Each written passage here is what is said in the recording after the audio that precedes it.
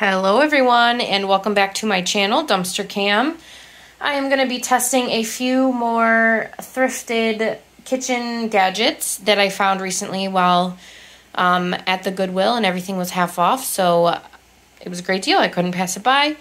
One of those items was this Donvier, I believe that's how you might pronounce it, electronic yogurt maker. It was $3. And I actually know that this product works because I made some like the day after I brought it home, and it was fabulous. So now I want to share that process with you. Right over here I have 4 cups of regular milk heating up, and I'm about to actually turn this off because it's bubbling around the edges and there is steam coming off. So I'm going to take this off of the heat. I'm going to move it over in just a second when I have a chance. But all it is 4 cups of regular milk that I just brought to heat over there. But the yogurt maker came with the base. Obviously, it came with 8 little cups for the yogurt and their lids. And it came with, I just had it, a little thermometer.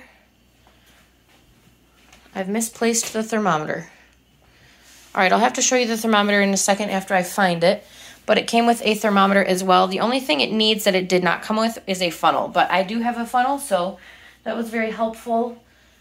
And give me just a second and I'll be right back. Okay, so I found the thermometer.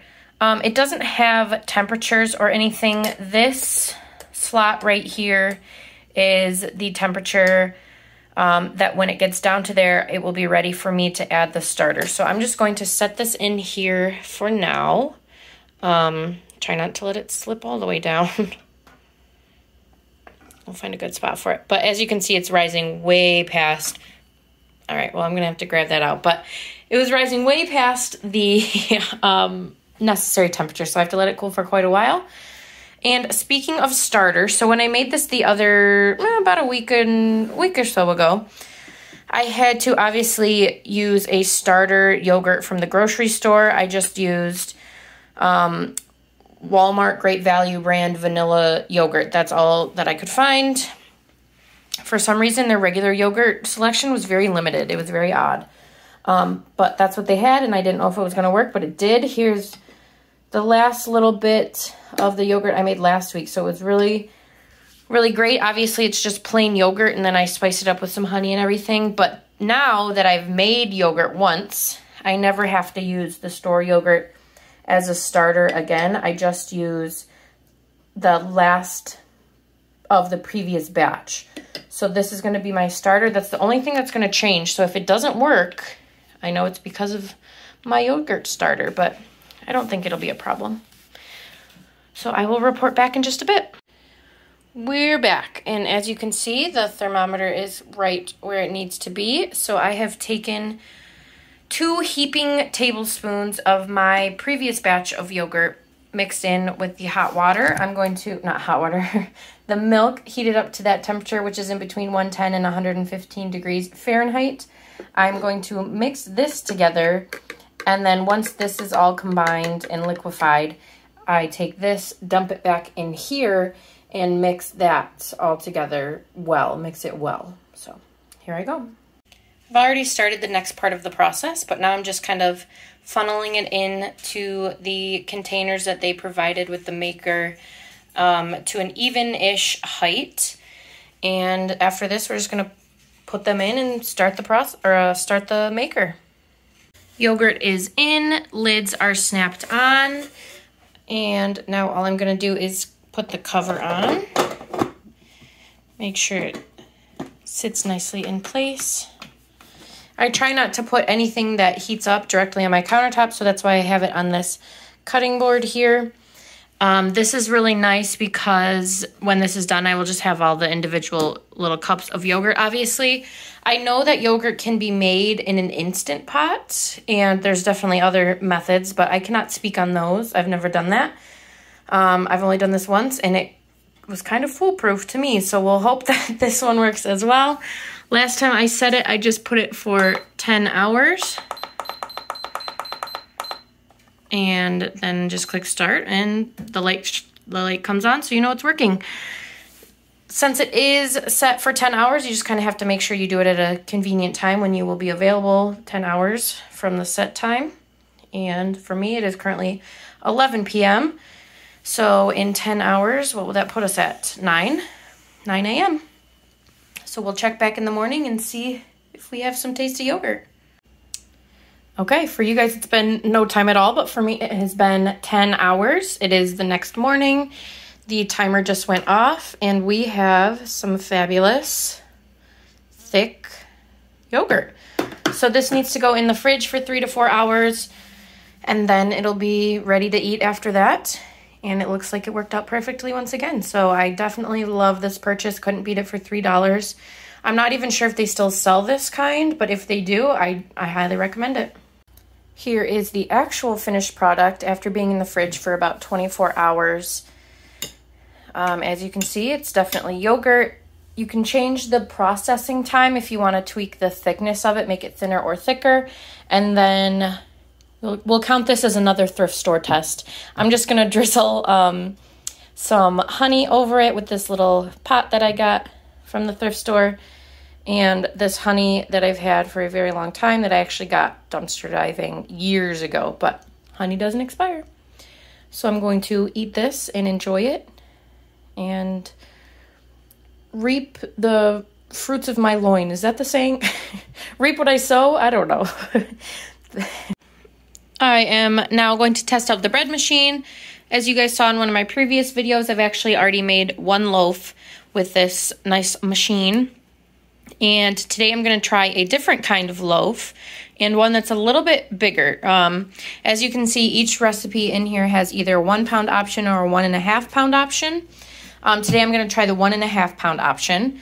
So last time I just made the basic white bread. Today I'm going to make the cottage dill bread. However, I do not have any dill weed, so it's just going to be cottage bread. Hopefully it's all right. Obviously it will lack a little bit of flavor, but I'm interested in trying it. Plus, I overestimated my cottage cheese eating abilities, and this has a best by date in just a few days, so we are going to utilize what we can of that. The reason that I purchased, I don't know about your guys' thrift stores, but my thrift stores are constantly overflowing with bread machines. The reason I picked this one was, 1, because it's pretty compact. It's a fairly small size. And 2, because the instructions and recipe book was still included with it, and it was $10. All right, so we're gonna go with this recipe. Last time, like I said, I made this one, and I did not have bread flour. I just used regular flour, so I'm gonna do the same thing again. It worked out fine up there. Hopefully it works fine down here. I'm going to follow this exactly, except for the dill weed and for the dried onion. I'm running out of what I have made. So hopefully I can find some onions and do that in a bit as well. I'm going to put first the wet ingredients and then the dry ingredients and then the yeast in here. I do have yeast, but it's not this brand, but it should be fine. And then stick it back in there and I will show you then. All right, so I've put everything in the little basin and snapped it back into the bread machine, which is great because that will do all the work for me. This is a basic bread according to the manual, and I like my breads pretty light. So I'm just going to select, oh, nope. Oh my goodness. Okay. Sorry about this beeping. There we go. Okay, we're back at number 1, light basic bread. I'm just going to click start, and it's going to give me a nice loaf of bread in less than 3 hours. Let's give you just a quick peek. See, the little paddle does all the mixing. And I will show you a nice warm loaf of bread in a little bit. The machine just beeped. It is almost 3 hours later. Let's open it up and take a peek. All right. Cute, curly little bread. I don't know if I have the right oven mitt for this. Give me a moment. All right, we got it out. Last time it came out of the container real easy. I'm going to have to switch hands, though. Bear with me. Yes, I'm doing it over my sink.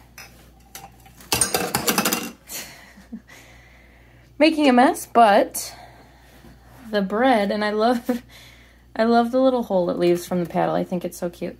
The bread looks fabulous. Here we are cut into the bread, and it is just beautiful. Perfect little loaf. I don't know if size-wise it's any bigger. I'm just assuming that the bigger poundage just means it's denser, maybe. I do love a good dense bread. I tried a teeny tiny bit before I have it for real, and it definitely has a different flavor than regular bread. I'm not really sure how to describe it, though.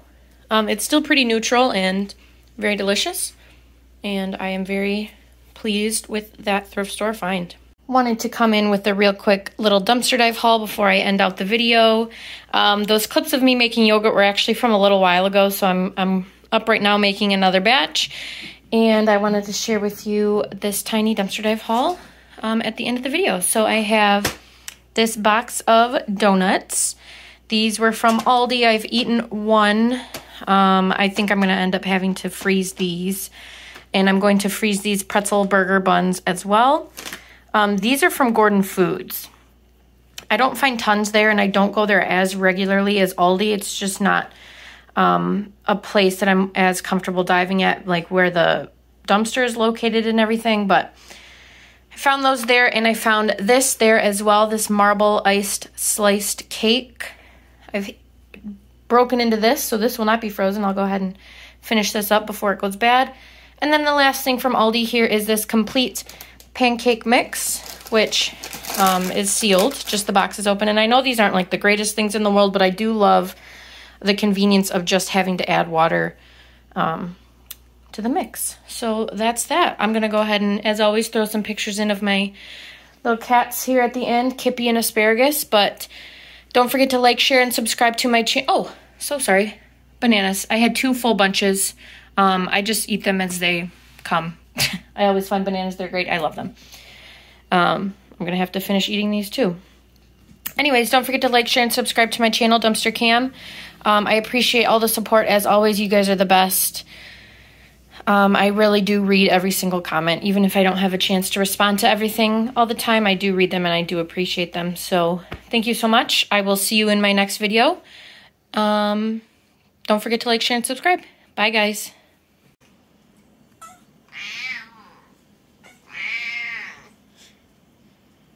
You hungry?